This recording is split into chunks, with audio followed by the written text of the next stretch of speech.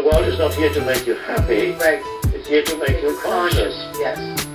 And when you bring consciousness into your life, for all of those who have been conflicted over the past weeks about their religious beliefs, when you bring consciousness into your life, what you're really saying is that you're bringing in, allowing the spirit of that which is God to flow through you and be the preeminent force in your life. Yes. Isn't that what you're saying? Yes, yes, yes.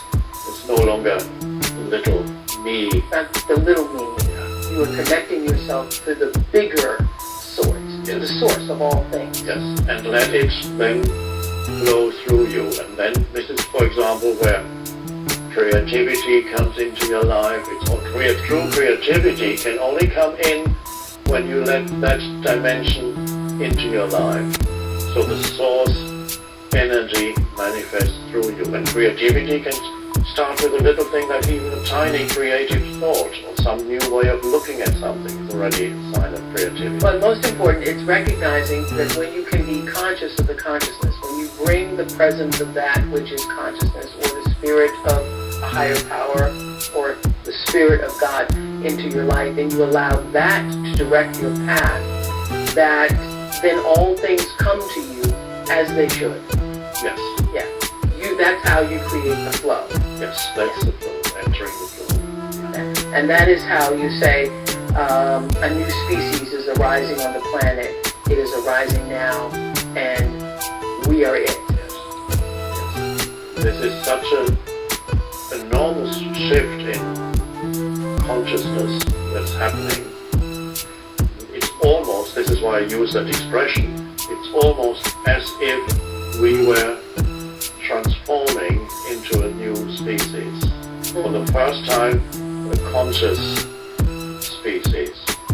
It's almost as if humanity was only now beginning to actually wake up. Yes.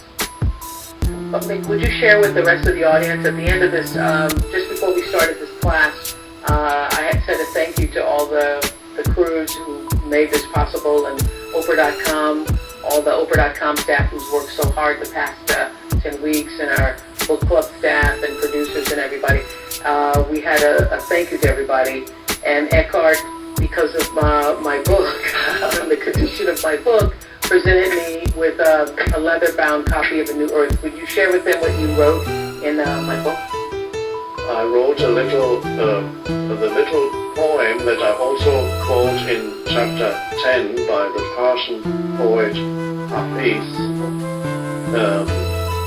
which starts,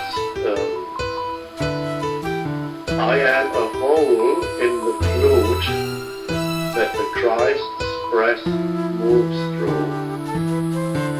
Listen to this music. That's the poem. I am a hole in the flute. I'm not the flute. I'm a hole in the flute that the Christ's breath, God's breath, moves through.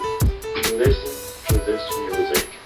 So I wrote this little poem, and I said to Oprah, she was a wonderful hole. That energy is moving through her, and the world is listening to this music. Thank you for allowing me to do that.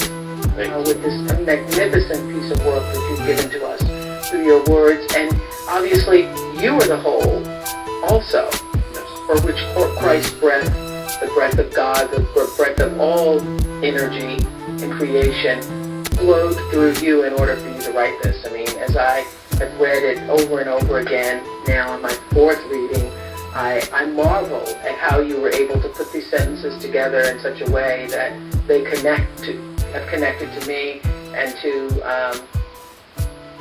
all of you all around the world. So thank you for this experience.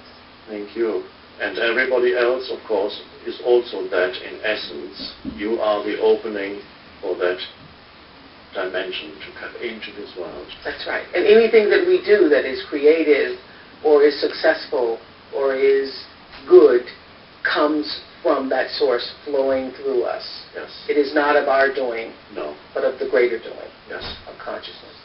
So I want to thank you all for being a part of this really magnificent journey. It's been a part of what I know is my life's calling, to be able to be the whole for all of this to flow through.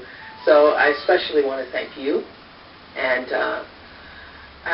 you and Kim for coming to Chicago these past 10 weeks, every single week, to share a new earth with all of us. As I said earlier, I really encourage all of you to let this be your summer rereading book. And if you've enjoyed it, you should pass it on. There's no greater gift than sharing it. That's why I wanted to share it with you all. There's no greater gift than sharing it with somebody that you care about and having their lives also be awakened and transformed by the words that point you in the direction of the experience of awakening. So you can all begin to rewatch our webcasts this summer.